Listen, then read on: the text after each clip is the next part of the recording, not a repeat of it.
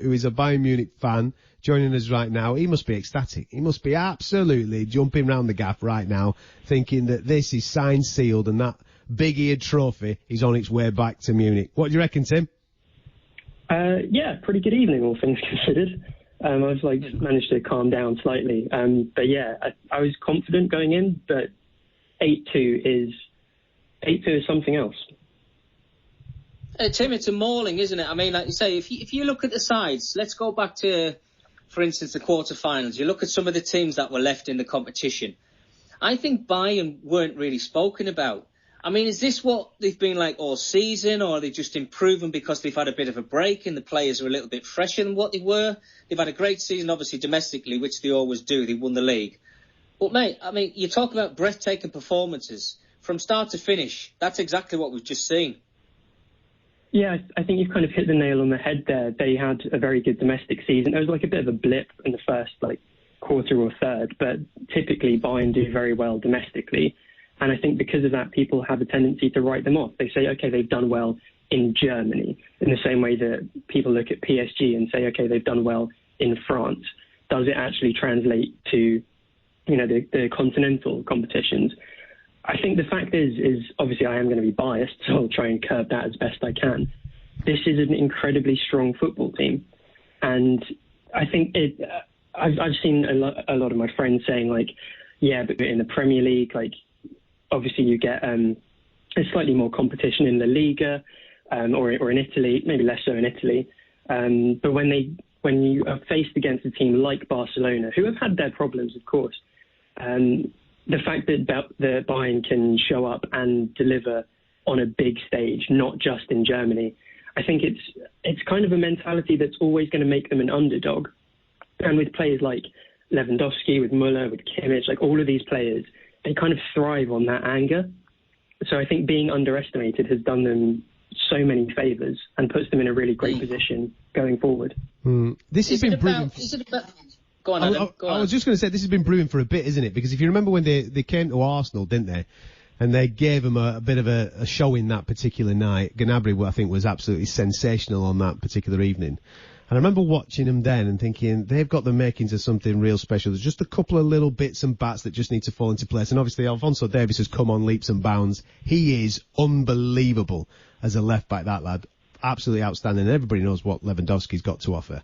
But the way that they have managed to, and this is no disrespect to those older players, the Robins and Ribéry's of this world, but the way that they have managed to just phase them out, they used a lot of their knowledge for a period of time, didn't they, as squad members, and then brought in younger guys like Gnabry and what have you, who, let's not forget, failed at Arsenal. He came to Arsenal, and they let go of him. They didn't use him. And now look at the way that this team has cohesively just all come together. I'm not surprised that they're giving a few of the big boys a bit of a smashing, and I've got them down as favourites for the tournament this year. Yeah, we kind of had Tony Pulis to thank for Sir Gnabry's references. He's not good enough for West Brom, very good enough for Bayern. Yeah, it's been a very strange couple of years, obviously. So I've been a season ticket holder for Bayern for about 20 years now with my dad. And in that time, I've seen some really fantastic players. I've seen Oliver Kahn, Philipp Lahm, Ballack, and as you mentioned, Robin and Ribéry. And there was a period of time where you kind of didn't really want to look beyond Robin and Ribéry because they are, it was dubbed robbery, and they were one of the best winger duos in football. And to be realistic, I don't think that Bayern have done, an adequate enough job at replacing them. It's very interesting to say that after winning 8-2 against Barcelona.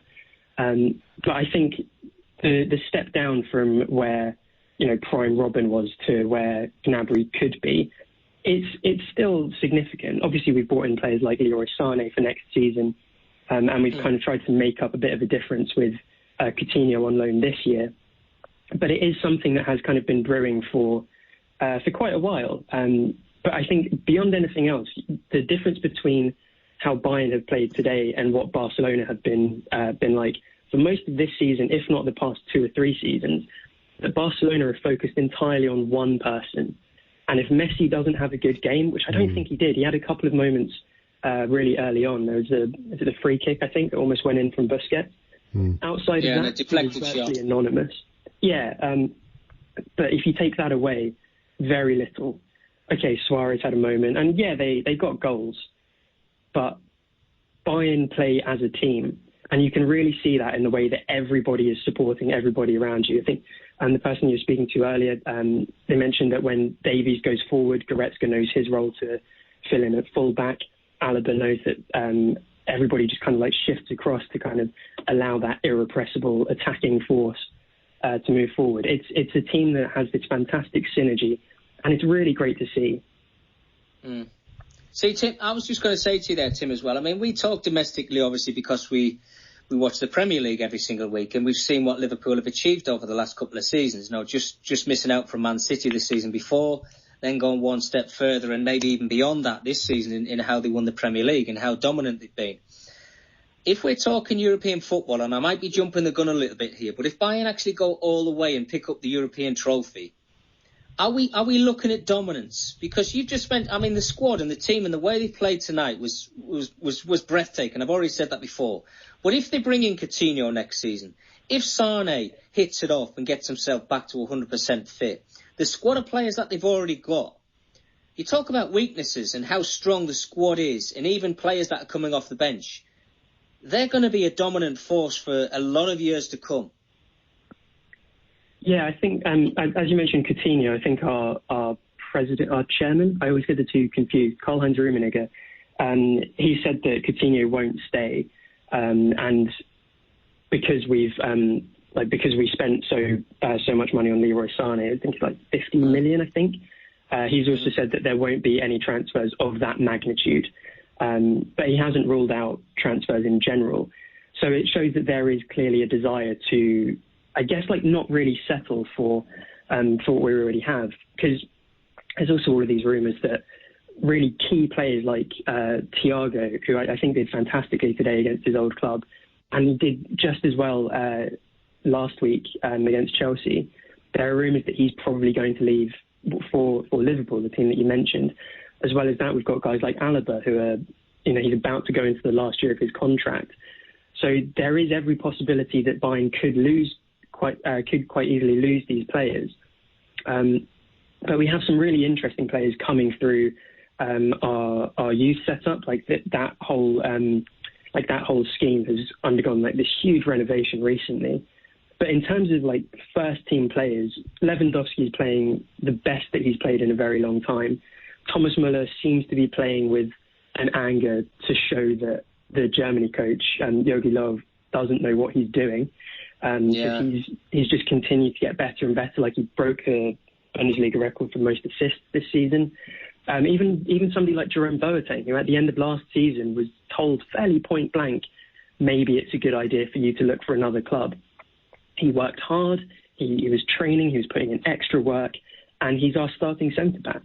I think if we're going to look at potential weaknesses in this team, that's probably where it is. But he's really only been there because we lost Niklas Süle to his ACL tear, I think, earlier this season. But then after Niklas Süle, we've got Lucas Hernandez, we've got David Alaba can fill in. Even our typically starting right-back, Benjamin Pavard, is predominantly a central defender. And he's kind of been filling in at right-back because Joshua Kimmich doesn't really like playing at right-back. But even that's kind of evident that he doesn't like doing it, but he can still do a fantastic job and knows that he has to do it for the betterment of the team. Tim, top stuff, man. We're buzzing for you. Listen, enjoy the rest of the tournament. Fingers crossed City can get through, and I hope I do. We'll set up an absolute cracker for that semi-final. Listen, thank you so much for being on the show. Top stuff. Cheers, Tim. Stick with us.